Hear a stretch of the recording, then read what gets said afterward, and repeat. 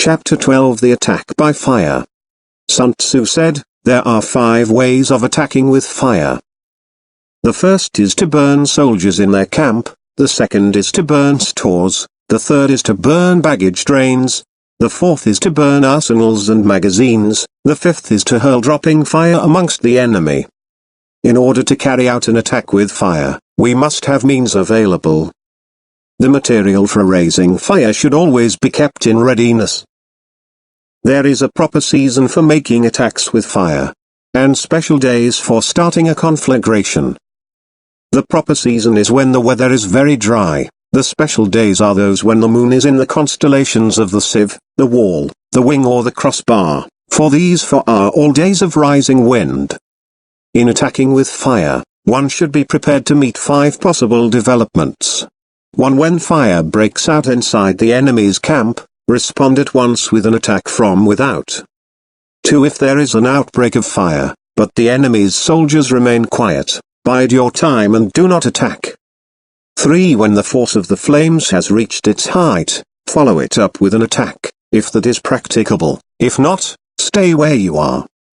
4. If it is possible to make an assault with fire from without, do not wait for it to break out within, but deliver your attack at a favorable moment. 5. When you start a fire, be to windward of it. Do not attack from the leeward. A wind that rises in the daytime lasts long, but a night breeze soon falls. In every army, the 5 developments connected with fire must be known, the movements of the stars calculated, and a watch kept for the proper days. Hence those who use fire as an aid to the attack show intelligence, those who use water as an aid to the attack gain an accession of strength. By means of water, an enemy may be intercepted, but not robbed of all his belongings. Unhappy is the fate of one who tries to win his battles and succeed in his attacks without cultivating the spirit of enterprise, for the result is waste of time and general stagnation. Hence the saying, the enlightened ruler lays his plans well ahead, the good general cultivates his resources. Move not unless you see an advantage. Use not your troops unless there is something to be gained, fight not unless the position is critical. No ruler should put troops into the field merely to gratify his own spleen, no general should fight a battle simply out of pique. If it is to your advantage, make a forward move, if not, stay where you are. Anger may in time change to gladness, vexation may be succeeded by content. But a kingdom that has once been destroyed can never come again into being, nor can the dead ever be brought back to life. Hence the enlightened ruler is heedful, and the good general full of caution. This is the way to keep a country at peace and an army intact. Chapter 13 The Use of Spies. Sun Tzu said, raising a host of 100,000 men and marching them great distances entails heavy loss on the people and a drain on the resources of the state. The daily expenditure will amount to 1,000 ounces of silver. There will be commotion at home and abroad, and men will drop down exhausted on the highways. As many as 700,000 families will be impeded in their labor.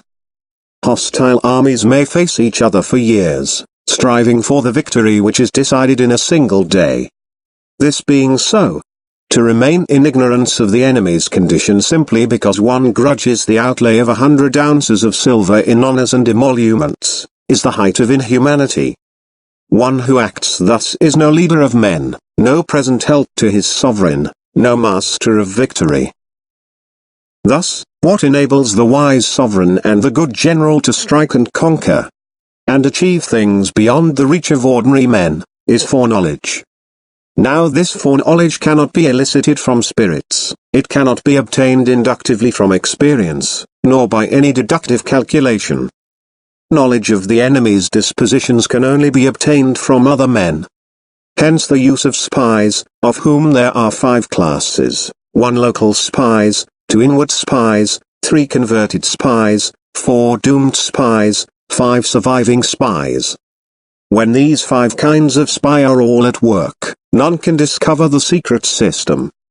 This is called divine manipulation of the threads. It is the sovereign's most precious faculty. Having local spies means employing the services of the inhabitants of a district. Having inward spies, making use of officials of the enemy. Having converted spies, getting hold of the enemy's spies and using them for our own purposes. Having doomed spies, doing certain things openly for purposes of deception. And allowing our own spies to know of them and report them to the enemy. Surviving spies, finally, are those who bring back news from the enemy's camp. Hence it is that with none in the whole army are more intimate relations to be maintained than with spies. None should be more liberally rewarded. In no other business should greater secrecy be preserved. Spies cannot be usefully employed without a certain intuitive sagacity. They cannot be properly managed without benevolence and straightforwardness. Without subtle ingenuity of mind, one cannot make certain of the truth of their reports. Be subtle. Be subtle. And use your spies for every kind of business. If a secret piece of news is divulged by a spy before the time is ripe, he must be put to death together with the man to whom the secret was told. Whether the object be to crush an army, to storm a city, or to assassinate an individual, it is always necessary to begin by finding out the names of the attendants, the aides de camp, the doorkeepers and sentries of the general in command. Our spies must be commissioned to ascertain these. The enemy's spies who have come to spy on us must be sought out, tempted with bribes, led away and comfortably housed. Thus they will become converted spies and available for our service.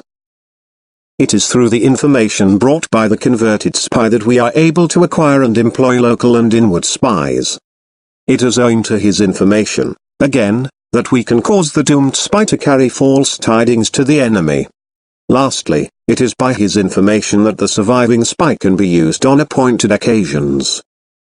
The end and aim of spying in all its 5 varieties is knowledge of the enemy, and this knowledge can only be derived, in the first instance, from the converted spy.